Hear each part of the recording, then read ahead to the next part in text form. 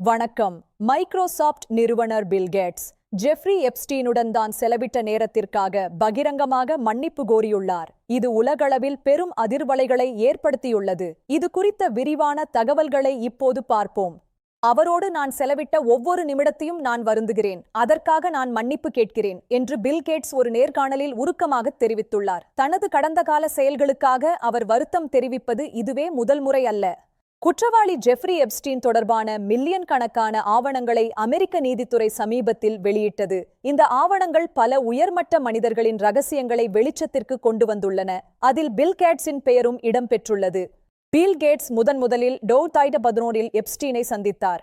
அடுத்த 3 ஆண்டுகளில் அவர்கள் பலமுறை இரவு உணவுகளிலும் பல்வேறு சந்திப்புகளிலும் கலந்து கொண்டுள்ளனர் என்பதை அவர் இப்போது பகிரங்கமாக ஒப்புக்கொண்டுள்ளார். உலகளாவிய சுகாதார திட்டங்களுக்கு அதிக அளவில் நிதி திரட்ட எப்ஸ்டீன் உதவுவார் என்ற நம்பிக்கையிலேயே இந்த சந்திப்புகள் நடந்ததாக கேட்ஸ் தரப்பில் விளக்கம் அளிக்கப்பட்டுள்ளது. நிதிக்காகவே அவர் எப்ஸ்டீனை அணுகியதாக கூறப்படுகிறது. ஆனால் அந்த முயற்சி ஒரு பலனற்ற பாதை என்றும் எப்ஸ்டீனுடன் பழகியது ஒரு மிகப்பெரிய தவறு என்றும் கேட்ஸ் இப்போது உணர்ந்துள்ளார். அது ஒரு தவறான முடிவு என்று அவர் தனது வருத்தத்தை பதிவு செய்துள்ளார். வெளியான ஆவணங்களில் எப்ஸ்டீன் அனுப்பாத சில மின்னஞ்சல் வரைவுகள் இடம்பெற்றுள்ளன. இந்த மின்னஞ்சல்கள் பில் கேட்ஸ் மீது பல்வேறு தனிப்பட்ட மற்றும் சர்ச்சைக்குரிய குற்றச்சாட்டுகளை முன்வைக்கின்றன. இது பெரும் விவாதத்தை கிளப்பியுள்ளது. அந்த மின்னஞ்சல் வரைவுகளில் பில் கேட்ஸின் தனிப்பட்ட வாழ்க்கை மற்றும் அவரது பழக்க வழக்கங்கள் குறித்து பல ஆதாரமற்ற தகவல்கள் இருப்பதாக சொல்லப்படுகிறது. இவை எப்ஸ்டீனின் கற்பனை என்று கேட்ஸ் தரப்பு வாதிடுகிறது. இந்த குற்றச்சாட்டுகளை பில் கேட்ஸ் மிக வன்மையாக மறுத்துள்ளார். இவை அனைத்தும் முற்றிலும் பொய்யானவை, அபத்தமானவை மற்றும் கற்பனையானவை என்று அவர் தனது அதிகாரப்பூர்வ அறிக்கையில் மிக தெளிவாக குறிப்பிட்டுள்ளார். பில் கேட்ஸின் செய்தி தொடர்பாளர் கூறுகையில், எப்ஸ்டீன் தன்னை தற்காத்துக் கொள்ளவும் மற்றவர்களை அவதூறு செய்யவும் இத்தகைய பொய்களை பரப்பியிருக்கலாம் என்று தெரிவித்துள்ளார். இது எப்ஸ்டீனின் விரக்தியின் வெளிப்பாடு என்று அவர் கூறுகிறார். இந்த தகவல்கள் அவரது முன்னாள் மனைவி மெலிண்டா பிரெஞ்ச் கேட்ஸையும் வெகுவாக பாதித்துள்ளன. இந்த விவகாரம் தனக்கு மிகவும் வேதனையான மற்றும் கசப்பான நினைவுகளை மீண்டும் கொண்டு வருவதாக அவர் சமீபத்தில் ஒரு பேட்டியில் கூறியுள்ளார்.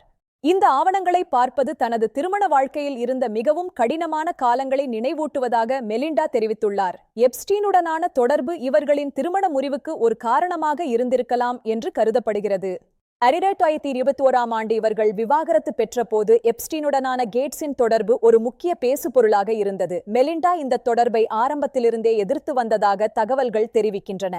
கடந்த சில ஆண்டுகளாகவே பில் கேட்ஸ் மற்றும் எப்ஸ்டீன் இடையிலான தொடர்பு பொதுமக்களின் தீவிர கண்காணிப்பில் இருந்து வருகிறது.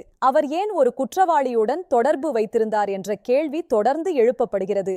நியூயார்க்கில் உள்ள எப்ஸ்டீனின் இல்லத்தில் இவர்கள் பலமுறை சந்தித்துக் கொண்டது விசாரணையில் தெரியவந்துள்ளது. இந்த சந்திப்புகள் எதற்காக நடந்தன என்பது குறித்த விவாதங்கள் இப்போதும் தொடர்ந்து கொண்டிருக்கின்றன. மேலும் எப்ஸ்டீனின் தனிப்பட்ட சொகுசு விமானத்தில் பில் கேட்ஸ் பயணம் செய்ததாகவும் சில ஆவணங்கள் உறுதிப்படுத்துகின்றன. இது அவரது நற்பெயருக்கு மேலும் ஒரு பின்னடைவாக பார்க்கப்படுகிறது. இவை அனைத்தையும் ஒரு கடுமையான தீர்ப்பு தவறு என்று கேட்ஸ் ஒப்புக்கொண்டுள்ளார். ஒரு பெரிய மனிதராகத்தான் இத்தகைய தவறை செய்திருக்க கூடாது என்று அவர் இப்போது பகிரங்கமாக தெரிவித்துள்ளார். உலக அளவில் பெரும் தர்ம சிந்தனை கொண்டவராக பார்க்கப்படும் பில் கேட்ஸின் நற்பெயருக்கு இந்த விவகாரம் ஒரு மிகப்பெரிய கரையாகவே பார்க்கப்படுகிறது. இது அவரது அறக்கட்டளையின் செயல்பாடுகளையும் பாதிக்கலாம். இருப்பினும் எப்ஸ்டீனுடன் எந்தவொரு வணிகத் தொடர்பும் அல்லது முறையற்ற நட்பும் தனக்கு இல்லை என்பதில் அவர் இப்போதும் மிக உறுதியாக இருக்கிறார். சந்திப்புகள் அனைத்தும் பொதுநலத் திட்டங்களுக்காகவே என்கின்றார். இந்த விவகாரம் பொது வாழ்வில் உள்ளவர்கள் தங்கள் தொடர்புகள் குறித்து எவ்வளவு விழிப்புணர்வுடன் இருக்க வேண்டும் என்பதை உணர்த்துகிறது. பொதுமக்களின் நம்பிக்கையை பெறுவது இப்போது கேட்ஸுக்கு ஒரு பெரிய சவாலாக உள்ளது. பெரிய நிறுவனங்களின் தலைவர்கள் மற்றும் உலகத் தலைவர்கள் தங்கள் தொடர்புகளில் மிகுந்த வெளிப்படைத்தன்மையுடன் இருக்க வேண்டும் என்ற கோரிக்கை மக்கள் மத்தியில் மீண்டும் வலுவாக எழுந்துள்ளது. இது ஒரு பாடமாக அமையும். பில் கேட்ஸின் இந்த மன்னிப்பு மற்றும் புதிய ஆவணங்களின் வெளியீடு இந்த சர்ச்சையை மீண்டும் ஒரு முறை உலக அரங்கில் முன்னிலைப்படுத்தியுள்ளது. உண்மைகள் முழுமையாக தெரியும் வரை இந்த விவாதங்கள் தொடரும். இந்த செய்திகளை உங்களுக்கு வழங்கியது உங்கள் செய்தித் தொலைக்காட்சி. தொடர்ந்து செய்திகளை உடனுக்குடன் தெரிந்து கொள்ள எங்களோடு இணைந்திருங்கள். நன்றி, வணக்கம். மீண்டும் சந்திப்போம்.